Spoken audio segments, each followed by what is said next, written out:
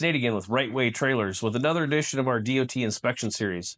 I feel like this is the 300th episode, but I think it's only the third, but that's just because of the number of takes it takes for me to actually get this all out without stumbling on my own words. So we'll try to do this today in one take, but we'll see how it goes. So today we're talking about trailer brakes, and that's one of the main things that you'll see. The first thing you'll see on a DOT inspection sheet is checking out your brake system on your trailer.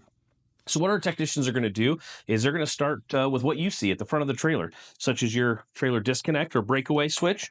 This is what activates your brakes if the trailer becomes disconnected from the tow vehicle. So what happens is this end connects to the vehicle.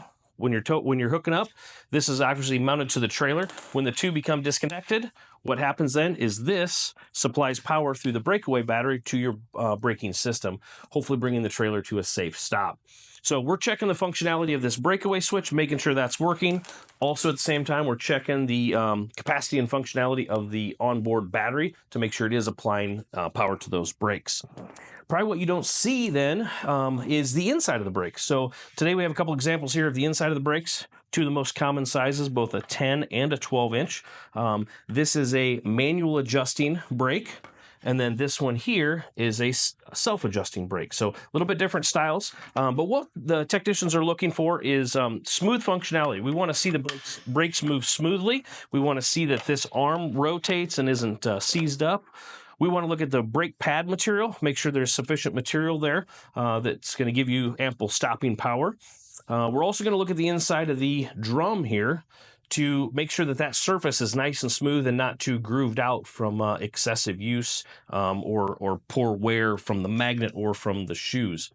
One example we have on the screen here is actually a brake that was just recently in for service. Customer complained that the trailer wasn't stopping very well.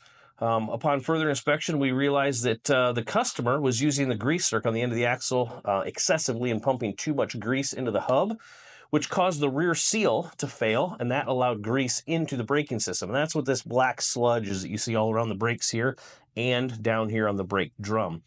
That grease obviously doesn't help your stopping ability when it's in your brakes. So for this customer, we were able to save some of the pieces. We had to replace others. But the main thing here is we had to replace that seal on the back of the hub to prevent that grease from getting into the brakes and causing that failure. But again, this is something, along with everything else that we talked about here, this is just one of the many things that we do during our DOT inspection and standard inspection on a customer's trailer.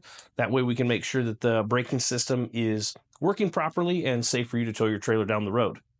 So thanks again for tuning in for our 300th episode of Trailer DOT. We'll see you next time.